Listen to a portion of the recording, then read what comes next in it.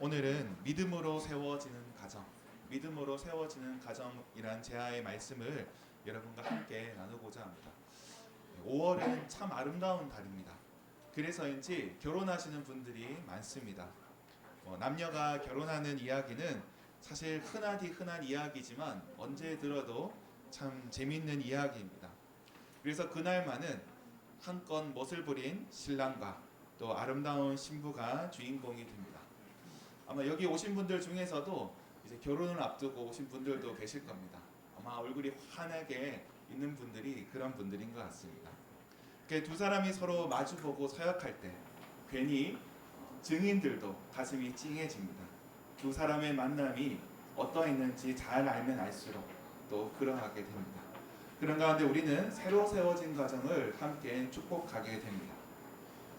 오늘 말씀은 룻기의 마지막 장면입니다. 룻과 보아스가 결혼하는 것으로 룻기의 말씀은 마무리가 됩니다. 앞서 말씀드렸듯이 남녀가 결혼하는 것 너무도 흔하고 뻔한 이야기지만 그러나 이 말씀 가운데 비범한 헌신과 결단이 담겨 있습니다. 하나님의 은혜가 담겨 있는 것입니다. 어쩌면 여기 있는 또 우리에게 또 주님께서 허락하신 가정을 이루고자 하는 자들에게 하나님께서 주시는 말씀입니다. 그 은혜를 함께 살펴보도록 하겠습니다. 룻기 말씀은 이스라엘 사사시대의 이야기입니다. 이스라엘의 왕이 세워지기 전 아주 오래전 이야기입니다. 조금은 혼란스러운 시대, 또 유대 베들레헴 농촌을 배경으로 오늘 말씀은 이어지고 있습니다. 이스라엘이 흉년으로 어려움을 당했을 때 또 외국으로 이주했던 사람들이 있습니다. 우리가 읽은 본문의 말씀의 앞부분의 내용입니다. 엘리멜렉이라는 사람과 또 그의 아내 나옴이란 여인이 있었습니다. 이들은 강을 건너 모압 땅으로 갔고 거기서 또 두 아들을 장가 보냈습니다. 그런데 모압으로 간 지 10년쯤 지났을 때 집안의 남자가 하나도 남지 않게 되었습니다. 남편도 잃게 되었고 또 두 아들도 세상을 떠나게 되었습니다. 그 집안에 여인들만 남게 된 것입니다. 시어머니와 며느리만 남았습니다. 집안이 완전히 망하게 된 것입니다. 시어머니 나오미는 이제 유대로 돌아가고자 했습니다. 그런데 그 길에 며느리 룻이 함께하게 됩니다. 아직 젊으니 돌아가라고, 너는 가서 새 가정을 이루라고 이 시어머니가 만류하지만 그럼에도 어머니를 따라온 여인, 이 룻의 이야기가 참으로 아름답습니다. 그런데 고향에 돌아왔지만, 유대 땅에 돌아왔지만 사실은 이 여인들이 할 수 있는 일이 많지 않았습니다. 고작 할 수 있는 것이 또 품을 팔아 또 하루 벌어 하루 먹고 사는 것이었습니다. 그 과정에서 보아스를 만나게 되었고 또 그 둘 간의 일들이 벌어지게 됩니다. 그 내용을 생략하고 오늘 본문 말씀에는 이제 이들이 부부가 되는 장면입니다. 하나님께서 기뻐하시는 가정을 이루게 됩니다. 근데 사실은 이 이야기 가운데 하나님께서 우리에게 주시는 은혜가 있다는 것입니다. 오늘 이 가운데 믿음의 가정을 이룬 분들도 있고 또 가정을 이루기 원하는 분들도 있을 것입니다. 결혼을 앞둔 분들에게 또 이미 가정을 이룬 분들에게 우리 주님께서 하시고자 하는 말씀을 살펴보도록 하겠습니다. 우리가 첫 번째로 살펴볼 지점은 완벽하지 않은 주인공입니다. 완벽하지 않은 주인공. 우리는 완벽한 신랑과 신부의 모습을 떠올립니다. 그래서 동화 속에 백마탄 왕자님이 등장하는 것처럼 또 드레스를 입은 또 공주님이 나오는 것처럼 또 그렇게 결혼하기를 바랍니다. 그래서 아무리 없이 살아도 그래도 결혼식만은 그래도 남들 하는 것들 다 해서 결혼하길 원합니다.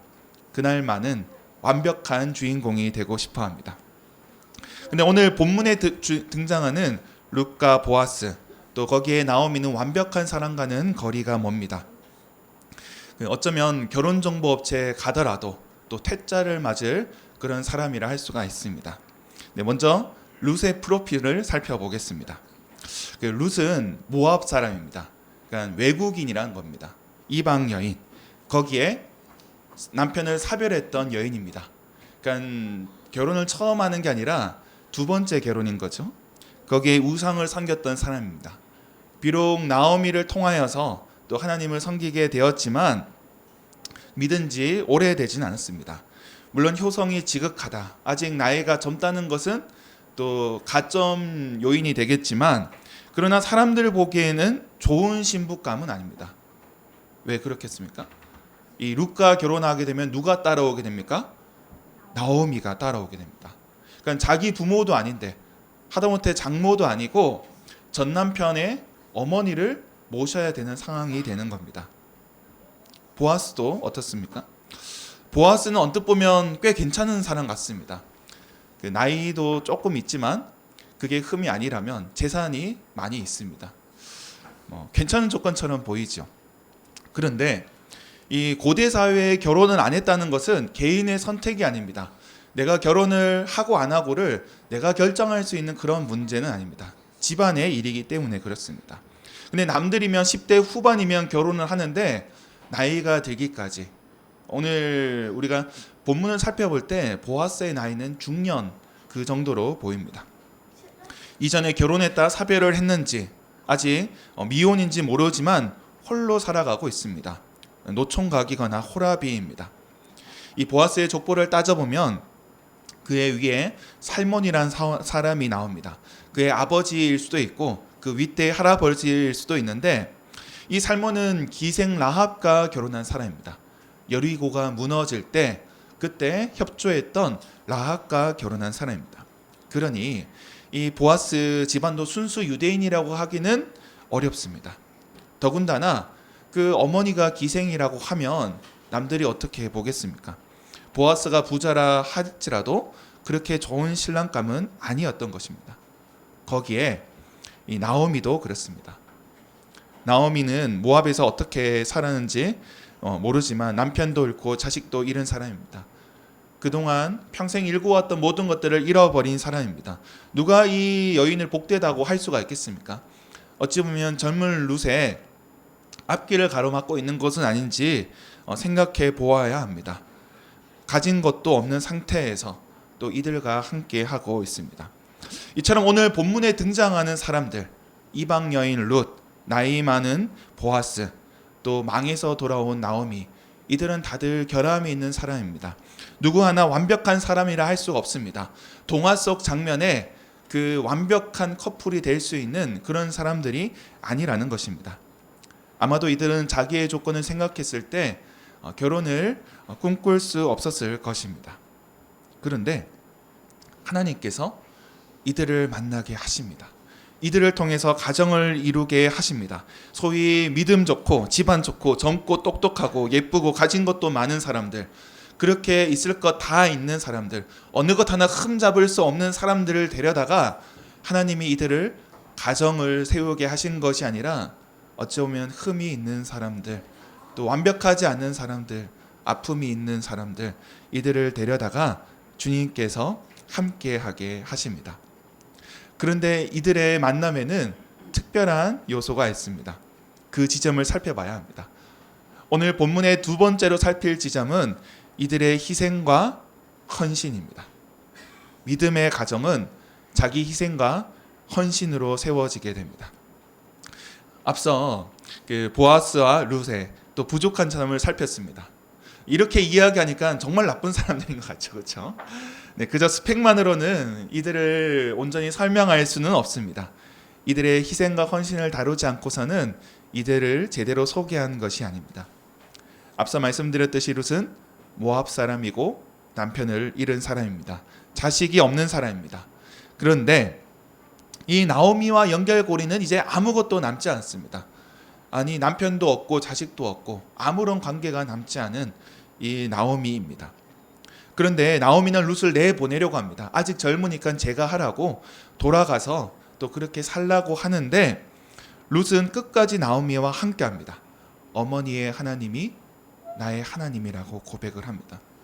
비록 망해가는 집안이지만 그 속에서 하나님의 은혜를 보았던 겁니다. 그러니까 집안이 잘 나가고 모든 게 잘 풀릴 때 그 속에서 하나님이 은혜를 베풀어 주시는구나, 역사하시는구나, 그것을 본 것이 아니라 지금 룻은 이 집안이 다 망해가는 상황 속에서 재산도 다 털어먹고 집안의 남자는 다 죽어가는 상황이었지만 그 속에서도 믿음을 지키고 있는 시어머니를 통하여서 하나님을 믿게 된 것입니다. 그리고 그 어머니를 따라 유대로 돌아오게 되었습니다. 재산이 없지만 날품을 팔아 나오미를 섬겼습니다. 자기 인생을 걸고 시어머니를 섬겼던 것입니다. 룻의 희생을 볼 수 있는 것이죠. 보아스도 어떻습니까? 사실 보아스도 마찬가지입니다. 보아스도 룻과 결혼하면 손해입니다. 룻은 여러 가지 조건이 많은 사람입니다. 전 남편이 죽었고 대가 끊어졌습니다.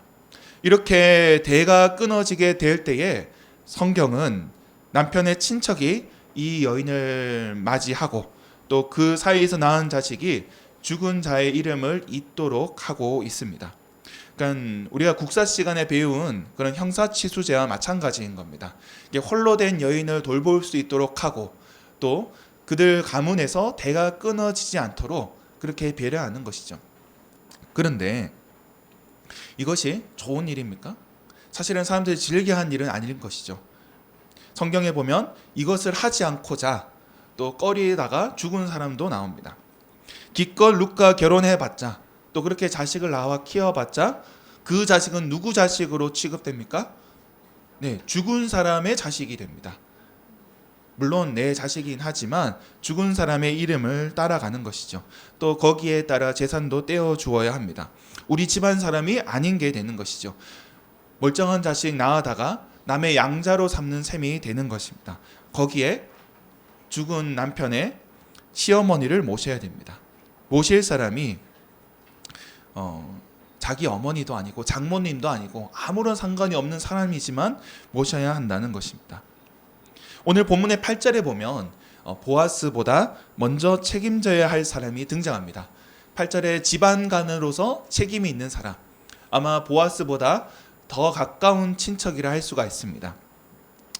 이 사람에게 제안을 하자 거절합니다. 당신이 사시오 하면서 신을 벗어줍니다. 나는 못하겠습니다. 나는 굳이 룻과 결혼하고 싶지도 않고 이 죽은 사람 좋으라고 자식을 키우고 싶지도 않습니다. 나는 그런 손해보는 일을 하지 않겠습니다.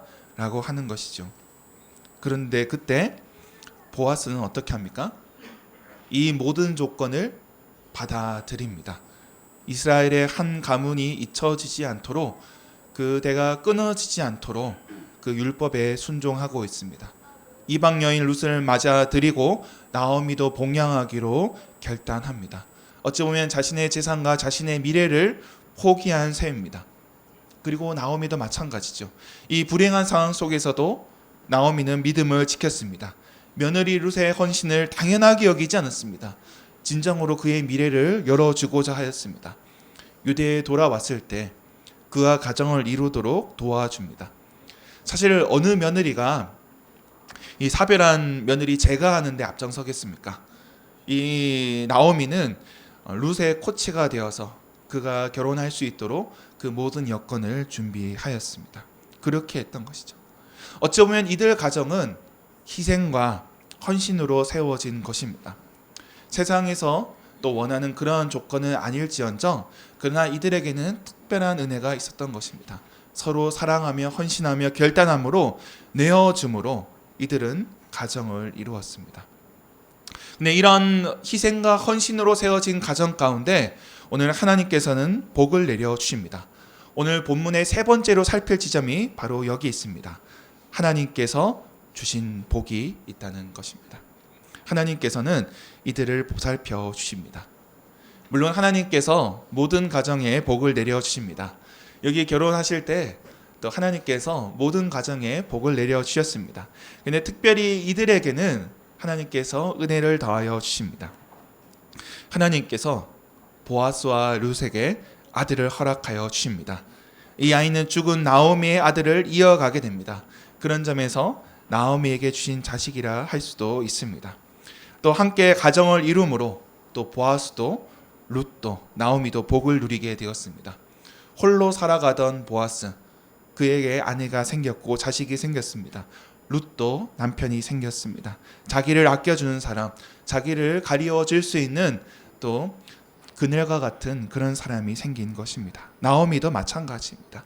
하나님께서 이 가정 가운데 은혜를 베풀어 주셨습니다. 근데 이들 가정은 하나님뿐만이 아니라 사람들에게도 은혜가 되었습니다. 감동이 되었던 것이죠. 사실 죽은 사람을 이어가고 또 늙은 시모를 봉양하고 또 이 모든 과정이 보통 일은 아닐 것입니다. 백성과 장로들이 이들을 축복합니다. 심지어 이혼 여인들이 아들의 이름을 지어줄 정도입니다. 오늘 본문의 말씀 가운데 살펴보면 이 보아스와 룻이 결혼하여 아들을 낳습니다. 근데 그 이름을 누가 지어줍니까? 여인들이 지어줍니다. 보통 성경에서 이 자녀의 이름은 어머니가 지어줍니다. 뭐 하다못해 아버지가 지어주겠죠. 그런데 이 주변 사람들이 얼마나 극성이었는지, 얼마나 기뻐했는지 주변 사람들이 이 아이의 이름을 지어줍니다. 오벳, 하나님의 종이라는 뜻입니다. 다가올 메시아를 가리키는 이름입니다. 오벳은 다윗의 할아버지가 되었습니다. 그들에서 태어난 자손들을 통해 다윗을 통해 블레셋에서 이스라엘을 구했고 또 이들 가문에서 예수님이 나게 되었습니다. 어찌 보면은 이 가정을 통해서 하나님께서 은혜를 베풀어 주시는데 이들 자녀를 통해서 이스라엘을 구원하시고 또 온 세상을 구원하실 메시아가 나게 하셨던 것입니다. 한 가정의 복을 넘어서 한 나라의 복이 되게 하시고 또 온 세상의 복이 되게 하여 주셨던 것입니다. 오늘 이 이야기는 더군다나 이스라엘 백성들에게 또 위로의 말씀이 되었을 것입니다. 유대인들은 지금도 오순절이 되면 룻기 말씀을 읽습니다. 우리가 이제 지난주에 오순절이지 않았습니까? 딱 이맘때에 읽는 말씀입니다. 그들이 두고두고 이 말씀을 읽는 이유가 있습니다. 비록 상처있고 깨어진 가정이라도 하나님께서 은혜를 베풀어 주실 때 회복하게 되는 것을 보게 되었습니다. 비록 상처있고 망가진 민족이라 할지라도 포로로 끌려가고 아무런 소망이 없는 자라 할지라도 외국에 나갔다 망해서 돌아왔다 할지라도 하나님께서 회복시켜 주실 것을 바라보았던 것입니다. 근데 이러한 하나님의 말씀이 오늘 우리에게도 임하고 있습니다. 오늘 이 자리에 있는 믿음의 가정들에게도 주님께서 함께하고 계십니다. 이 자리 가운데 결혼하고자 하는 이들도 있을 것입니다. 하나님께서 여러분에게 복을 내려 주십니다. 사실 완벽하지 않아도 괜찮습니다. 서로를 알아가는 과정 속에서 나의 연약함을 드러내고 또 상대가 받아주기 시작할 때 더 깊이 결속됩니다. 내가 그토록 감추고 싶었던 나의 약점과 나를 무너지게 만들던 그 결함이 상대가 아무렇지 않다고 이야기할 때 나는 그 사람과 긴밀하게 연결되는 것입니다. 더 사랑하게 되는 것이죠. 오히려 모든 것을 갖춘 사람, 또 아무런 부족함이 없는 사람은 상대를 필요하지 않습니다. 모든 것이 채워졌는데 뭐가 아쉬워서 결혼을 하겠습니까? 이해를 구하지도 않고 이해하려 노력하지도 않습니다. 어쩌면 함께할 여지가 없는 것이죠. 그러나 신앙 안에서 서로 헌신하기로 결단할 때, 또 희생하기로 준비할 때 그들은 결혼할 준비가 된 것입니다. 비록 이 자리 가운데 사랑하지만 결혼하지 못하는 이들도 있을 것입니다. 이 세상에서 말하는 조건을 충족하기 너무도 버거워서 또 주저하고 있는 이들도 있을 것입니다. 그러나 서로 사랑하기로 결단할 때, 서로 헌신하기로 결단할 때 이미 준비가 충분한 것입니다. 믿음으로 가정을 세워갈 때 하나님께서 함께하여 주십니다. 사랑하는 성도 여러분, 주님께서 우리 모든 가정을 축복하십니다. 이 자리에 이미 가정을 이룬 분들도 있고 가정을 이룰 분들도 계실 것입니다. 서로 섬기고 헌신할 때 하나님께서 은혜를 더하여 주실 것입니다. 비록 우리 가정이 남들이 가진 것처럼 그리 대단한 것이 없다 할지라도, 남들에게 보여줄 것이 없다 할지라도, 그러나 서로 섬기며 사랑할 때에 하나님께서는 우리 가정을 복되게 하여 주실 것입니다. 우리 가정이 그런 가정이 될 것입니다. 여러분의 가정이 그런 가정이 될 것입니다. 이 가정을 통해 이 나라가 복을 받게 될 것이고 또 온 세상이 복을 받게 될 것입니다. 그 은혜를 누리는 저와 여러분이 되길 주님의 이름으로 축원합니다. 기도하겠습니다.